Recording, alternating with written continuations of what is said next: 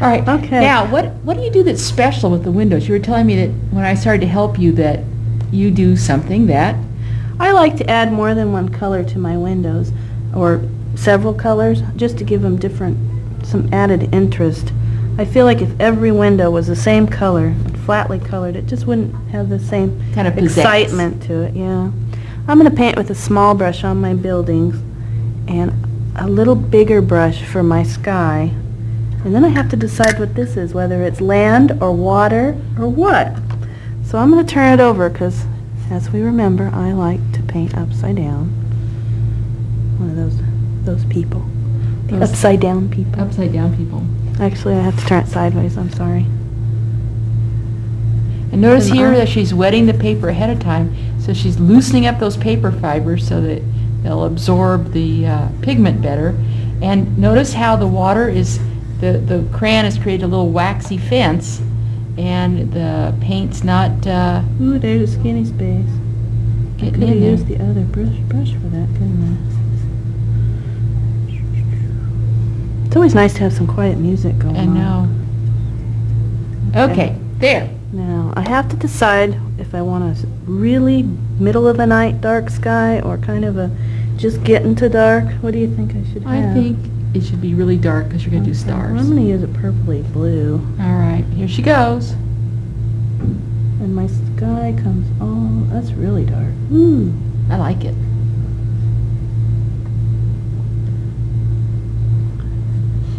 And I put that water in there so it should travel fairly easily for me.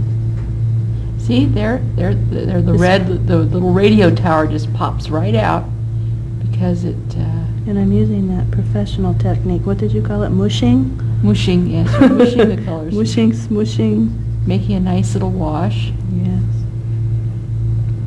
Trying to reach around the pool for my water.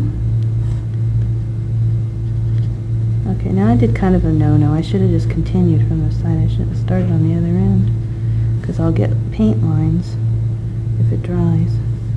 But lucky for me, I paint kind of wet, so I have some time. Now, if I hadn't done that crown resist, it would have just gone right into my window, my building window. Yep. And then I would have been saying... Notice how her buildings already they stand out. They have contrast because right now the buildings are lighter than the dark sky. And then that's a little bit of her sky. Now, your night skies, a lot of times people think of night skies being black, but really I've been noticing night skies are sometimes purplish, sometimes they're dark blue, sometimes you have dark clouds up in the sky at night. So again, take a look outside at night and see what... I'm going to add a little blue in.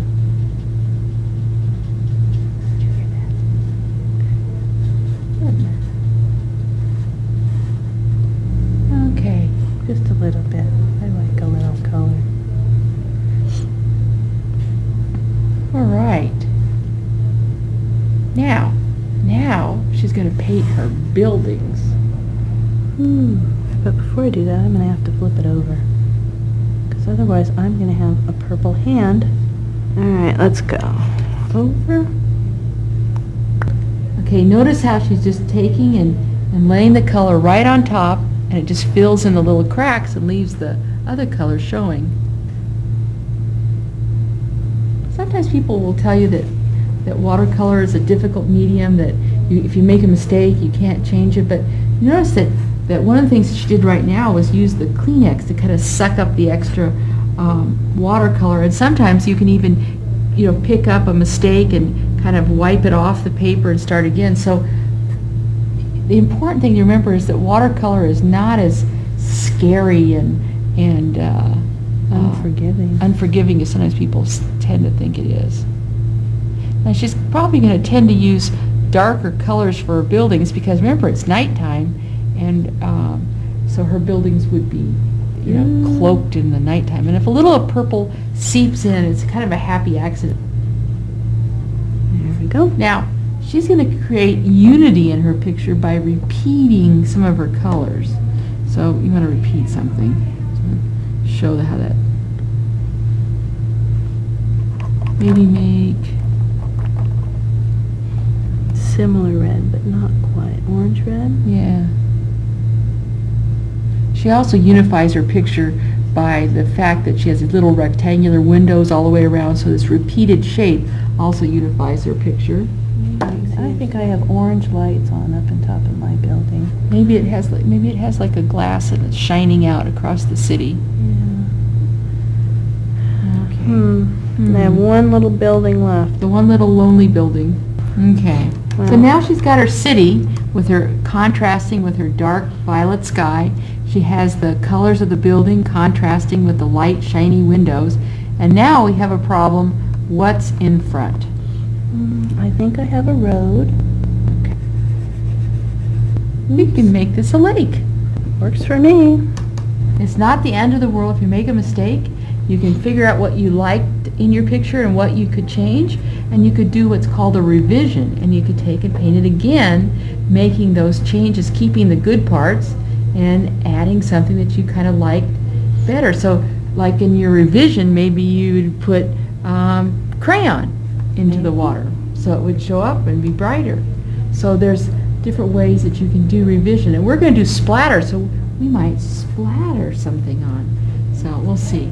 But right now, I think you like the diffused look. Yeah, because when you look at water, it kind of spreads, doesn't it? You get little waves glow. rippling around. Okay, now it's back to our city. We've allowed it time to dry, and I'm going to cover it up so when I splatter the stars on, it doesn't mess up. I'm losing it. It doesn't mess up my city picture. Oh, show me And the I'm paint. taking a little dollop of white tempera paint, and we would say that that is opaque because we can't see the red dish behind it.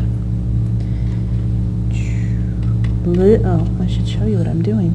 I'm taking a cut-off brush and I'm dipping it in my white tempera just a little bit. Sometimes those brushes that the kids have kind of ruined or leftover old stiff bristle brushes work really well, or toothbrushes work pretty well for splattering too. And then I'm going to take my finger and I'm going to flick stars on my sky. And I need to move my cover paper a little bit. And I'm just going to do that without you seeing everything because I don't want to make you... Oops, Now I what- got stars on my buildings. Oh well. And one of the things, advantages to this splatter technique is that the stars are, you know, when you look up in the sky, they're not evenly placed in a pattern, but rather they're different constellations and different solar systems, so they clump in certain areas and they're brighter in certain areas. And so this gives us a regular look that a real night sky might have. Okay, there you can just lightly see that I flicked in stars. I have a few little accidents, but I'm not going to cry about it because when they dry, Won't be that noticeable. They won't be bad, yeah. So And there's our our city finished. And we have our contrast of the light stars and the dark night, and the contrast of the bright buildings against the dark night sky. And so that's our night or neighborhood scene. Very well done.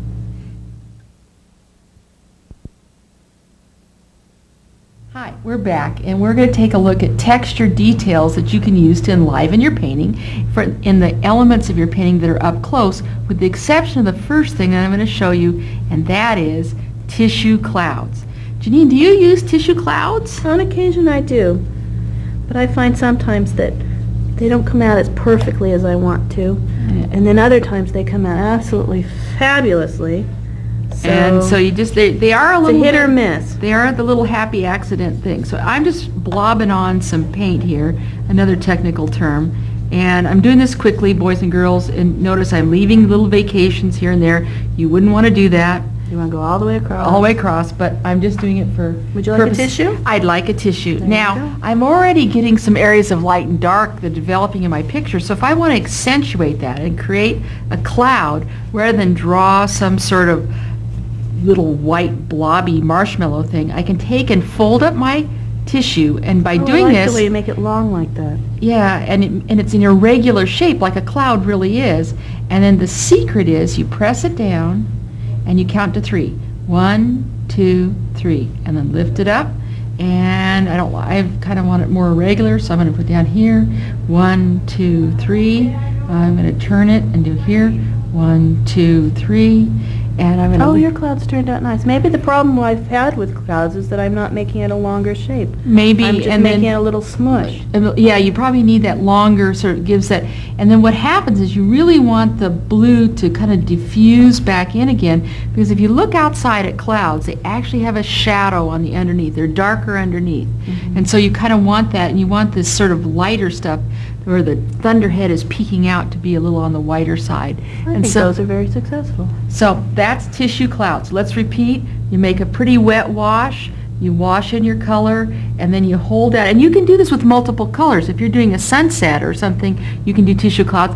And you can actually do tissue clouds at night and make the colors really dark, and just instead of holding it down for 3, maybe hold it down for 1 or 2, so that it's just this sort of light suggestions of clouds in the night sky. That can look really, really nice. Okay, so let's move on from tissue clouds to our things up close and personal. And I'm going to start with, let's say I want to make a tree. And I want the tree to be in the foreground, which means it's going to be large. And oftentimes, a way to kind of remember that, if your tree's in the foreground, it's probably going to go from the bottom to nearly the top, because you remember, you're standing near that tree, so it's a large tree. It's going to fill the space. And I'm just going to paint the tree in this. I'm not going to paint a whole picture. And I'm going to show you a variety of ways to give the texture of the tree trunk so the picture's a little more interesting. So first off, one of the ways I can do this, and I'm just going to pick a color which is actually indigo, but it'll show up, which will be nice. And I can make kind of like a bark-like texture with my crayon. Okay, and that's one thing I'm just going to show on this side of the tree. And if you don't know what a bark-like texture might look at, a little sneaky trick, look at your tabletop. They create these sort of fakey wood grains on the top of your table. That might give you an idea of how to make your tree look more real. Or maybe you want to create like a little knot hole on your tree, so you make a little circular shape like that. Now, I'm going to color in my tree with my paint, because I'm going to do another couple of techniques and show you different ways to make bark. Now, when I go in here, but anyway, I'm going to go over here. And I'm going to lift it back out. I'm being a little sloppy too here. And I fill in my tree. And that's like a nice Halloween tree or fall tree. Yeah, I was thinking about that when I was doing this, that there's the bark right there. But I kind of like this toothpick technique for trees too. You can go in and scratch in that bark. And you do it after you've put the paint on? Do it after you put the paint on. And at that point, you're mushing up the paper fibers, and where you squished it, I'm going to bring this a little closer. So you can really see it now. See where? Right in there. Right in there. And what's happened is the paper fibers that have been scratched up by the toothpick absorb more pigment, and they get darker. And so that's how that works. And you can see over here how it looks with the crayon resist. Now the final technique is one that I really personally have always liked, and that's called dry brush. And is that brush dry? Yeah. Now the dry brush technique is you dip it in the pigment. Sometimes you have to wipe it on a paper towel and dip it again. The secret is you want a lot of color or pigment on the brush, but not a lot of water, hence the term dry brush, so that when you scrape the brush across the paper, it has this sort of scratchy look, and you can see the paper or the color that you painted previously peeking through. So if I'm doing a tree branch or grasses or whatever, you're going to see the underlying color. So there's the scratchy dry brush. And I can do the scratchy stuff on my tree. You might need to lift that up when you're done. Show us.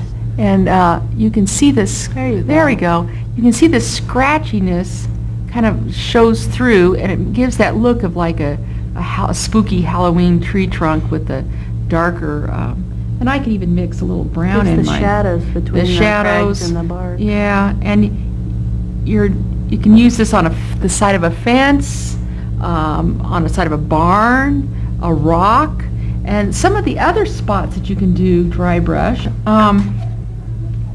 Here's just a little hillside. I didn't even paint in the sky.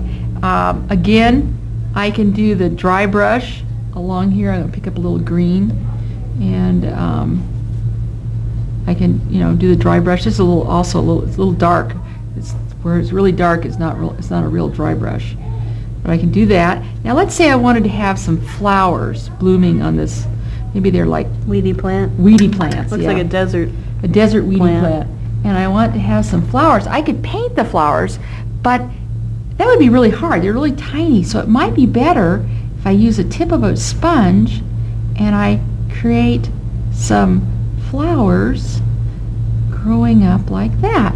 And my flowers are made with sponging it on. I can also take some of this black and different colors here and get some brown, and I could create some like a sand-like texture on my brown that I made, so to make it like a little dirt texture like that. I also could splatter a color. Could you use that with that tree too to make some leaves on there? Sure. Would that work? If I wanted to go back, let's bring that back. I could take, let's say this is our autumn scene that we wanted to do, so I could go back in and I could add in some leaves, foliage, and I could put in different colors, because sometimes trees have the leaves change at different rates, and the sugar in the leaves make the different colors, if I remember my science lesson. And we'll put a few dead ones in, some brown ones, so that we're not painting each individual leaf, but rather we're adding it in, sponging it in, and giving it kind of the lacy look. And if I had painted a sky, the sky would show through, because this color would be darker than a light sky. Now, so you'd want to do the sponging after you do the sky, because you couldn't go back in and paint the Yeah. sky. That would be impossible. Now, I'm going to take some of this browny black color, and I'm going to splatter all over me. Oh no, you have quite good control with that brush. and I'm going to splatter some dirt, and by putting this little darker color on here, and I'm going to hold it up close so you can see it, it creates like the grainy look, like grains of little rocks or pebbles or something along the path of our desert You could scene. even use that to create granite rocks. You could. It looks really nice with granite rocks. You can paint a gray background and then splatter in black and splatter in white, and it looks like a nice granite, like for rocks along a wooded path or something like that. Okay, let's just take his little head right now. Okay, we got his little, paint his little ear. Okay, here's his little head. And I want to make him look like a really furry cat. So how can I do that? Well, one of the ways I could do it is actually use the little toothpicks. And I could scratch in, thinking about the way that the fur grows on a real cat, I can scratch this texture into my little cat. And you really got to do this when it's wet. Like he's getting, it probably would have been a good idea if I'd wet the paper ahead of time. Okay, and then there you can see how his scratch fur shows up. And it's just a way to make texture in your animal fur. You can see it especially right in this area right here. Now Janine's going to show you another magic trick. Okay, we're going to wet our paper really well, and we're going to take and put color down, and then we're going to, and we want it to be really wet. That's the most important thing of all, I think. Don't you agree? Yeah, Having otherwise it really doesn't work very well. Then we're going to take a piece of plastic food wrap, the kind you use and you try to put over a bowl and it sticks to itself, and then you're trying to pull it apart, and it's just an interesting experience. But right now I'm just going to put multicolors in different areas so we can see later what different colors look like with the saran wrap on them. Oop, my red didn't work too well, did it?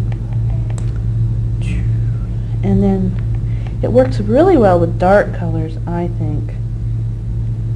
So, but you can use this technique for Ice. underwater. You know, I used it once for a turtle shell, and it worked out quite nice for the shell of a turtle. So there's lots of different things you can think about. It could be a dragon skin. Ooh, that'd be neat. So, some blue. I'm using a huge brush, but I feel like it's still going slow. And it's okay if my colors all blend together, because the saran wrap's kind of going to blend them also. Ooh, this is going to be a nasty color. I have black in my brush. Oh, it made a nice green. It wasn't so bad, was it? Happy accident. Put a little more of that color up here. Okay, now while it's all wet and runny, I'm going to take my plastic wrap, just like I described. It sticks to itself. And I'm going to open it up. I'm going to lay it over the picture, and then I'm going to, don't I scrunch it a little bit? Yeah, scrunch it. Scrunch it real well. And you can see I'm getting little diamond shapes, or not really diamond shapes, but geometric shapes going on. And those will actually stay. And if you take it off, here's the one of the little tricks. If you take it off before it's totally dry, those edges will diffuse out again and be a kind of a softer edges. If you leave it on till it's totally dry, those edges will be harder and sharper in their contrast with the lighter colors. The other thing is to think about that you could actually take another piece of paper, do the same colors, and you could lay it on top and make a saran sandwich. That's right, paint this. But paint the paper and then stick it on. Yeah. Another thing is you can take this paper once it's dry and you can paint on it with other techniques, or you can use it and cut it up to make things and glue them on your other pictures. So there's a lot of useful things that you can do with this, and you don't have to cover the whole paper. Sometimes, let's pretend that you had a rock down here that you wanted to make, and you wanted to make it have this sort of rock kind of fissures and cracks like rocks have. You could just put the saran wrap in that area and leave the rest of the paper without the saran wrap. Okay, so we're going to let this dry. We're going to come back and take a look at it in just a few minutes with the magic of video. Okay, take a look at this. It's almost like Christmas. You just never know what it's going to look like. And there she goes, peeling back the plastic wrap. And notice those really interesting shapes that you could never paint yourself if you tried to paint them, but the designs that you've made. And you can show them up close.